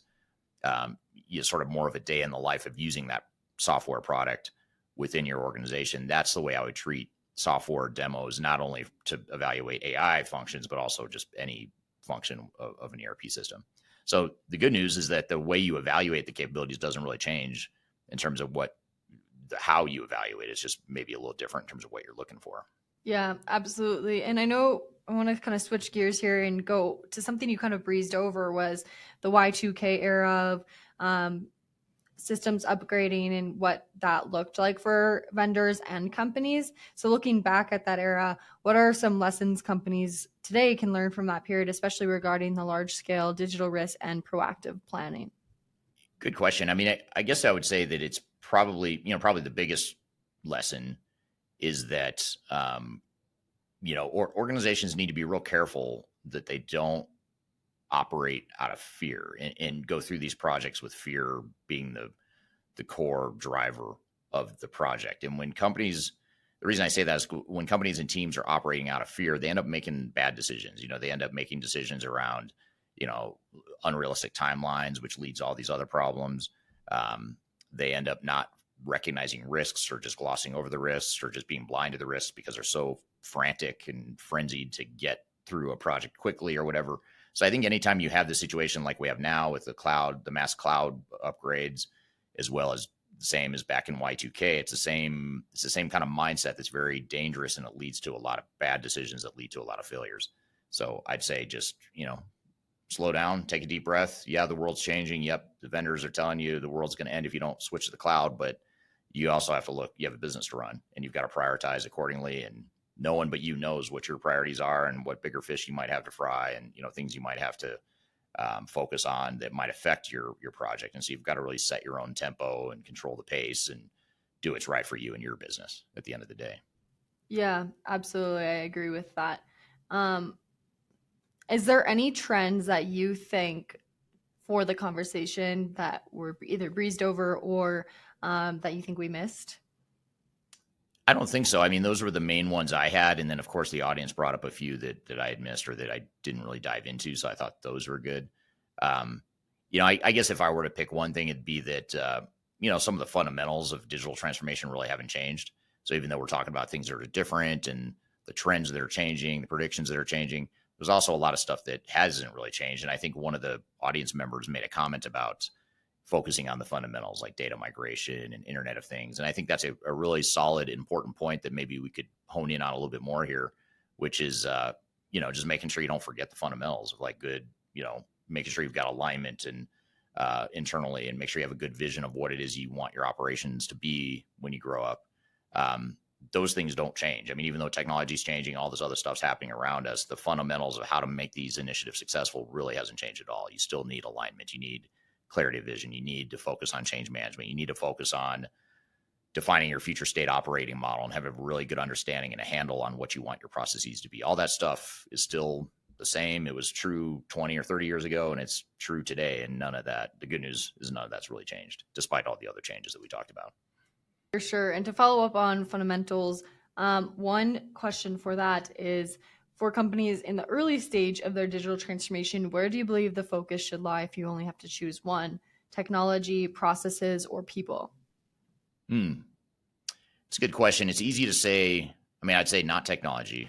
It'd be easy for me to say people, but what I'd say is it's hard to do the people side until you've done the process side first. So I'd say if I had to pick one of those three, I'd say process first, even though you could make a pretty strong case for people being more important, but you can't do the people piece of it without understanding your processes. So you think about it from the perspective of like, from a change impact perspective, and I want to help you, Darian, understand what the future is going to look like and how your job's going to change and what the expectations are, how you're going to use new processes, new technology in your job going forward. You are never going to understand that if I haven't clearly defined what your processes are, or if we haven't collaborated in defining together what the processes are going to look like, and how you're going to use tools and data and all that stuff, and how your roles and responsibilities might be changing as a result of this new tool set we're rolling out. All that stuff, you have to have a lot of clarity, and that goes well beyond just defining how the software is going to work. Now you're talking about how the business is going to work. And so organizations gloss over that piece of it oftentimes. And then when it comes time to roll the change out to you, Darian, I don't even understand well enough to explain it to you for you to understand. So if I don't understand it, and because we haven't defined our process very well, it's just going to be a mess, and the people issue is going to be a big problem. So once I have that clarity, though, then we can start to train, we can start to work through issues, we can test together, we can do different use cases and piloting the software and helping you and others learn the software. So I think for that reason, that's a long way of saying I'd start with process probably is the number one priority. Yeah, for sure. That makes sense. What a great conversation, though. I'm excited to see and watch those trends develop as we get into 2025 and further. Yeah, and see if they're true, or if maybe I was way off base, or maybe we were way off base, or something new that happens we didn't even anticipate. So I'd be curious to see what happens. And again, love to hear your feedback. If you haven't dropped in the chat already, I'd love to hear what you think about trends and predictions for the coming year. So we've got another segment we want to get to, and this sort of builds on one of the trends we talked about, which is change is a constant, and the pace of change is increasing fast. And we talked about how change management has always been important, but it's really important, even more important now because of the pace of change and the frenzy that's happening in the industry right now. So we want to spend a little bit of time in this last segment just talking about change management. So we're going to play you a clip of a recent presentation I gave at an industry conference talking about what change management is and why it's so important, and some of the techniques that you should focus on if you're going to focus on just a few. So be sure to stick around. We're going to get to that here in just a moment. But first, we're going to take a quick break. We'll be back with more Transformation Ground Control.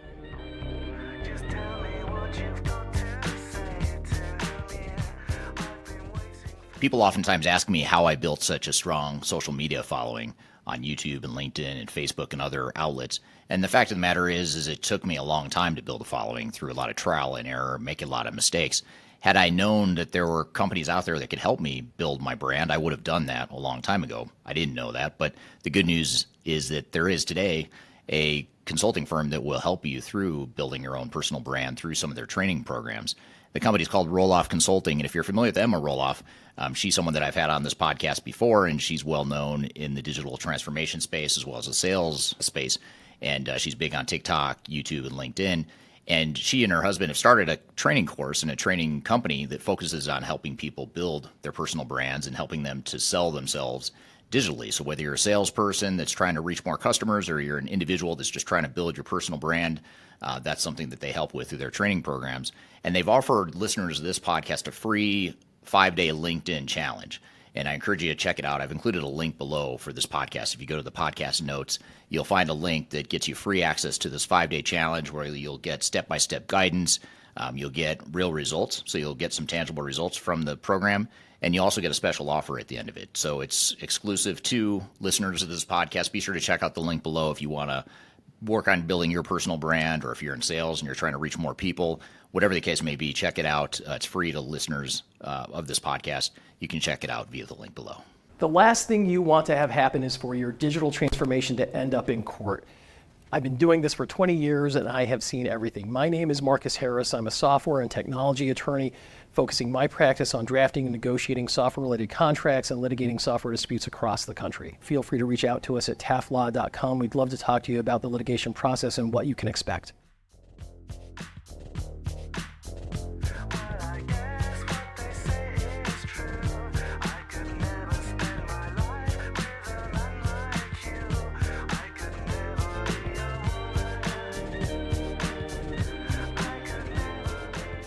Hello, welcome back to Transformation Ground Control, episode number 198. My name is Eric Kimberling here with Darian Chwialkowski. You can find new episodes of this show every Wednesday at transformationgroundcontrol.com.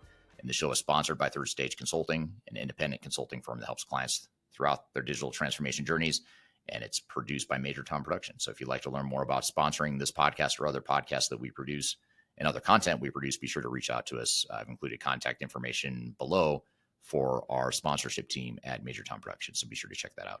So, we want to roll you this clip. This is a clip. It's about a 15-minute clip of a presentation, part of a presentation I gave at a recent conference. And the conference was the Precision Metal Forming Association. The conference itself was, I believe, is just outside of Chicago, if I remember correctly. And they asked me to come speak about change management. And we want to play you this particular clip because it's the part where I talk about what change management is, why it's so important, and I summarize some of the most important change management techniques. And we thought this would be a nice add-on or a nice continuation of the thread we talked about in the last segment when we talked about tech trends and predictions. We were talking about all the things that are causing organizations to stress themselves out through change. So we wanted to provide a solution here in terms of what change management is and how organizations can better lead and embrace change as technology in the world changes so quickly around them. So let's roll this clip and then we'll come back and chat about it in a bit more detail. People ask, what does change management mean? And it's such a fuzzy word, it's a nebulous term. It doesn't mean a lot on its own. It's kind of pretty vague. But the way I would describe organizational change is anything that prepares people for business changes that are happening. And when I say business changes, they could be process changes, it could be technology changes, organizational restructuring, redesigning jobs, whatever the case may be. So anything that prepares people for the transformation and drives transformational performance. I think the focus and the pressure on people, or the focus on change management and the pressure on people that organizations experience is only going to accelerate, is going to continue to accelerate in the coming years, largely because technology is changing so fast. It feels like, it's a hockey stick almost, like with AI and everything happening now. Technology is just changing faster than it ever has, but organizations aren't changing faster than they ever have for the most part. I mean, they are speeding up, but they're not speeding up as much as technology is changing. And so that creates this sort of a tension with people because technology is changing so fast. We're over here sort of the way things are and have been as an organization, and meanwhile technology is just kind of growing at a breakneck speed or changing at a breakneck speed. So the need to focus on people and driving performance is going to continue to be important, but it's going to be even more important in my opinion in coming years, especially with AI and some of the impacts that that's going to have on organizations and operations throughout the world. So one of the things that is worth noting is that change is difficult and personal. So a lot of times we get into these situations where executives will say, we don't need to worry that much about change management because our people are ready for the change. And you talk to people, you talk to a room like this, and you get a bunch of people saying, yeah, our technology sucks, I'm tired of the old spreadsheets, I have to redo stuff all the time, I have to re-enter data. So on the surface, you think, okay, this organization's ready for change, these people are ready for change. The problem is once you start to peel back the onion, or the layers of the onion, to determine what the changes are and how it's going to impact people, that's where the resistance kicks in. One way to think about it is a lot of times people think change management or resistance to change is a negative thing, like people have ill will or there's nefarious reasons for the pushback, and usually the pushback comes from a good place. It's because they've been valued in the organization for some time. They've built up a huge amount of tribal knowledge. They know how things work, and now you're ripping out the rug from beneath them. And that's where the resistance comes from. It's not because they're bad people. It's not because they want to see the project fail. They don't want to sabotage the project in general. There are some sabotage type people within any organization, but I say most of the time, 99% of the time, the resistance to change is coming from a good place. And the other thing too is change management is oftentimes viewed as a project. Let's get a change project in place. And yeah, you want to have milestones and timelines and accountability, all that stuff. You do want that, but change doesn't just happen as a project. It's not a big milestone where you declare victory. It's a constant journey. And so that's another way to think about change management too, especially when we talk about driving performance, like we talked about earlier today. When you're really trying to optimize ROI, drive performance, and get better business results, you're going to constantly be fine-tuning and improving the way you do things. So some of the common myths about OCM, one is that change management is just training and communications. And that's one of the more common myths with change management. And the reason this is so common, I think, is because back to what I said before, you can see and touch training and communications. I can measure how many hours of training I gave, or how many people passed the competency test for a training. I can measure that. I can measure how many emails I sent out, giving people an update on the project, or I can see the PowerPoint presentation that gives everyone an update on the project. So that stuff I can see and touch. But when you start talking about culture, alignment, change readiness, it's real fuzzy, at least in my mind. If I just hear those terms without any context or understanding what it is I need to do, then it doesn't make a lot of sense. And so what I want to do throughout this presentation is talk about how to add some tangible meaning to different dimensions of change and really open up outside the realm of training communications, which are both really important, but there's a lot of other things that are prerequisites to doing training and communications well. Second myth is that if you put in new technology, you're going to transform the business. You will not transform the business just by putting in technology. I've seen plenty of them that spent a lot of time and money with a beautifully designed system, but it didn't drive any real business value to the organization, either because people weren't using it the way it should be, or because the way it was designed and built wasn't done in a way that's going to actually improve the business in any meaningful way. So that's another common myth, is that just putting new technology in is going to drive transformation.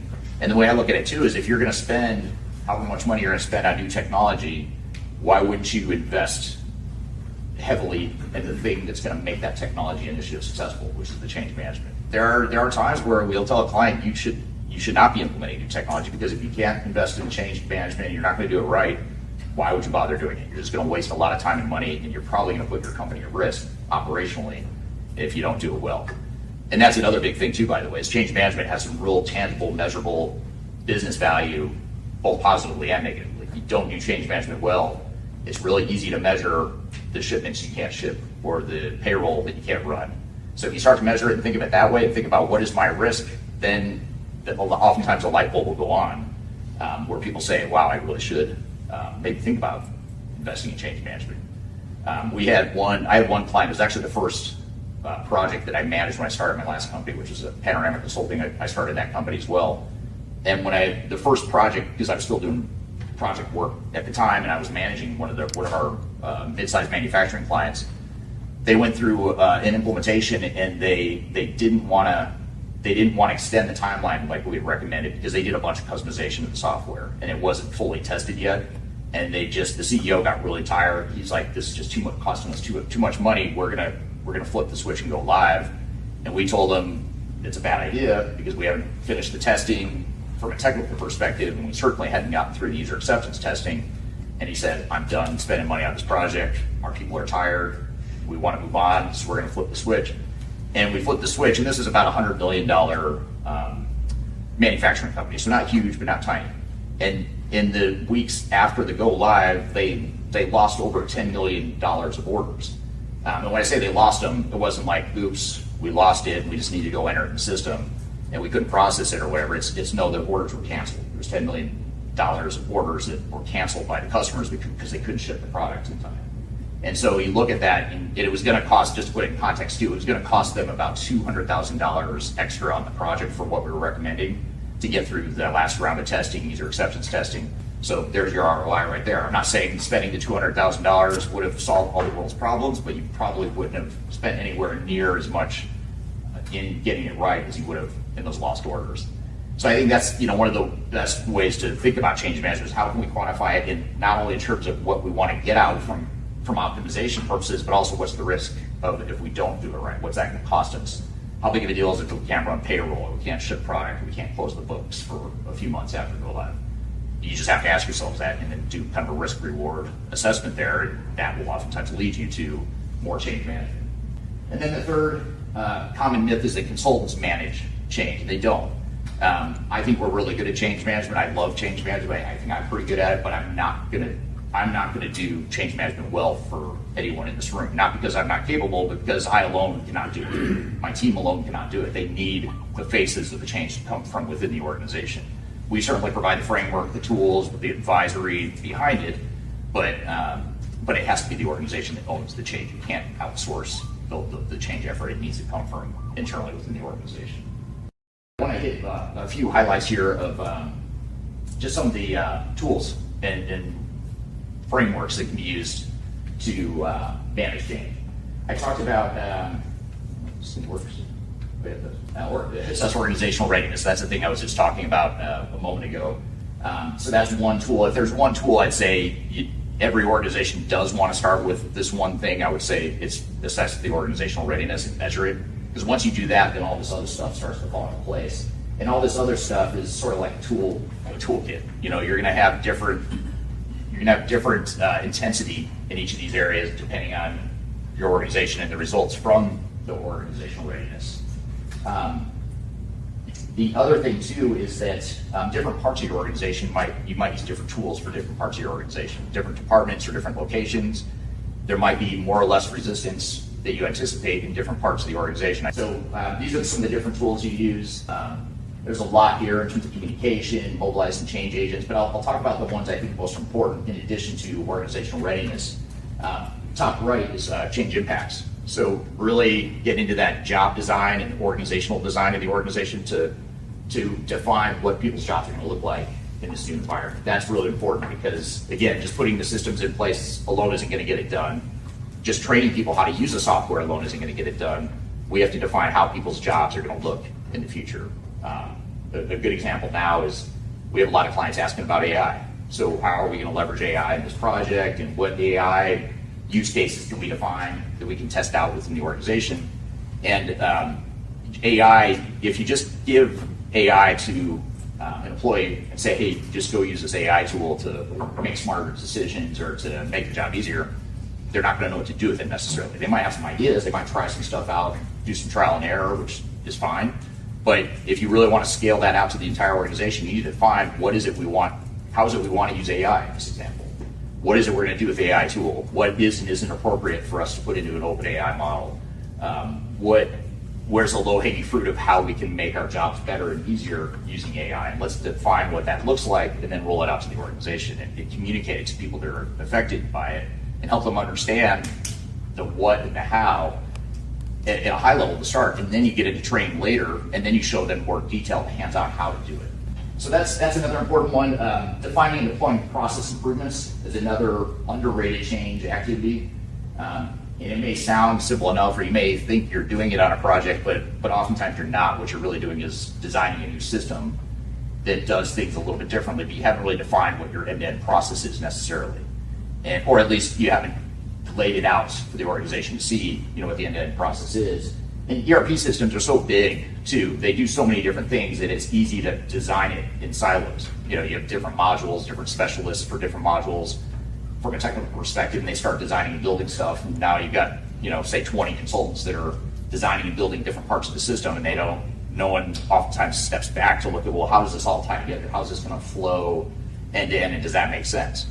The ERP systems, even cloud and SaaS solutions, are so flexible now compared to what they used to be. So there's a certain amount of clarity you have to have on what you want to be when you grow up before you start designing and building the software. And now that's not just a change issue, by the way. That's a project management issue. It's a realistic expectation issue. If you can define your end-to-end processes up front before, ideally, I think you'd mentioned, I apologize, I get the three presentations a bit mixed up, but I think you were talking about software selection and how ideally you want to do some of that process work up front. I totally agree with that. If you can do that process work ideally before you select the software, not only going to choose the better software option for you, but you're also going to have a better blueprint for how you deploy that software.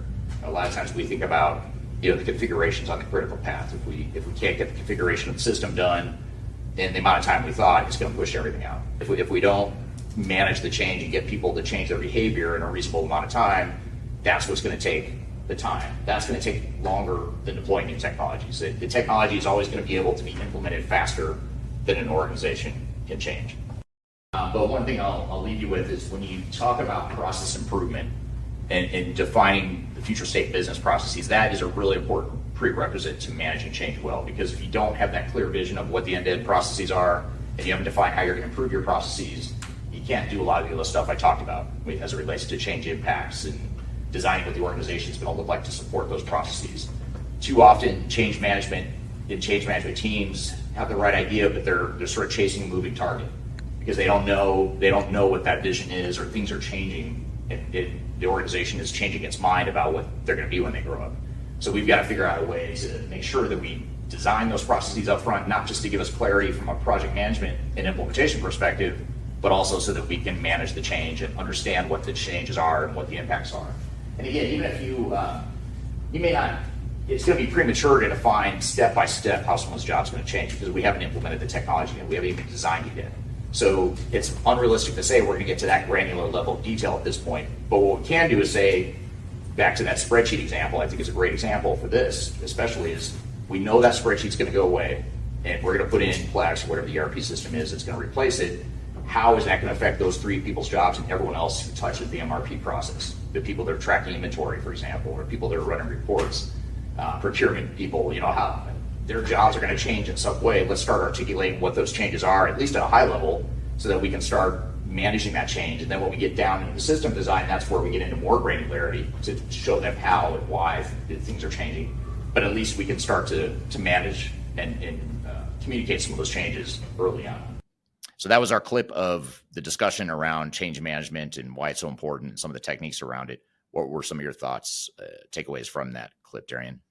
Yeah, for sure. I think one of my favorite things was addressing the common misconceptions that come with change management, such as equating change management solely with just training and communication, and that's how you take care of change management. There's nothing else to it. I think that is obviously a common misconception that happens in a lot of companies that then causes a lot of friction, where if you have the approach where you are assessing organizational readiness and, like we talked about, really defining the future processes so your employees truly understand the processes before the change, and aligning culture with all of those different things. I think that is something that is super important. So yeah. But some follow-up questions I have for you are, how can organizations synchronize their change management strategies with the rapid pace of technology innovation? Well, that's a great question. I think, change and change management is really more of a mindset. So if you can get a mindset and a framework in place that allows you to navigate whatever the changes are, whether it's, technology changing, or, we went through a merger, or we got acquired, or the economy tanked and we had to completely readjust the way we do business. There's always something that's causing change in organizations. And it's not just the stuff we impose on ourselves by going through big ERP and digital transformation projects. So I think just creating a framework and approach to where you're constantly gauging the health of the organization, gauging the readiness, and being prescriptive about how we can overcome some of the challenges and risks. I think that once you get that framework in place, then you can sort of repeat that, and it can stay in place and stay consistent even with all the other changes that are happening outside the change management team, if that makes sense. Yes, for sure. And with that, but beyond training and communication, what are some key components that should be included in a holistic change management plan? Yeah, well, I think first, the first common one would be the change readiness or the change assessment. So really understanding the culture of the organization and the temperature of the organization, the morale, the communication style, the perceptions of leadership. You have all these different dimensions you want to be assessing, engaging, because those are the things that if you understand that, then you're going to understand what's going to lead to change resistance and potential change pitfalls later on. So change assessment is one that I'd say is a very common, I'd say it's not a one size fits all, but it is, if I were to pick one thing out of change strategies that every organization should do, I'd say it's change assessment, because that gives you a foundation to understand the current lay of the land and how the organization's changing. And then it gives you more focus when you come up with the change strategy. You can be more focused and deliberate based on what the outcome of that organizational assessment is. So I'd say organizational assessments are very common. The other one I'd sort of call out is change impact assessments, and really understanding how individuals and work groups within an organization are going to be affected by change, whether it's because the process is changing. Certainly there's new technologies typically, if their jobs, their roles and responsibilities are going to change. We want to clearly define all that stuff so that we can start having the conversations with people well before we get to the training, around how to use the software. We want to be having conversations with people about how their jobs are changing, why it's changing, what the new system is going to look like, and how the processes are going to work, and how the roles are going to change going forward, so that by the time we get to end user training closer to go live, people have already sort of worked through all the big changes that they had to absorb. And now we can focus more on just show us how to do it in the system. Yeah, absolutely. That makes sense. And without talking all about this change management, I really want to know, what are some of the most common sources of resistance during an organizational change? Well, I think the biggest ones are related to not understanding what the changes are, and assuming the worst when it comes to threats or changes to a job. So if we know a technology is coming, a new process change is coming, but we haven't told people what that is yet, or people don't understand how AI is going to change their job, or how more efficient technologies and processes, what does that mean for their people's jobs? Are they still going to have a job? When we don't answer those questions and those points of uncertainty for people will inevitably, because they're human, they'll end up going down the path of the worst case scenario, and that becomes their perceived reality. And so that's probably the biggest reason, is just a lack of clarity or understanding of what the changes really are. And when I say changes, I don't mean we're rolling out a new ERP system. I mean, how is my job changing, and what's my new role and responsibility, and what am I going to do with that extra time that you're freeing up now that you're making me more efficient? You've got to give me answers to that stuff, or else I'm going to inevitably push back in some way, even if I'm well-intended. Otherwise, that's going to be a problem. Yeah, absolutely. That makes sense. And with that too, can you share an example that you've had where addressing resistance led to a successful change implementation? Yeah. I mean, there's a lot, actually. There's several, but we see it often. But I think the key is, I guess the way I'd summarize it is, it was never a situation where it just made all the change issues go away.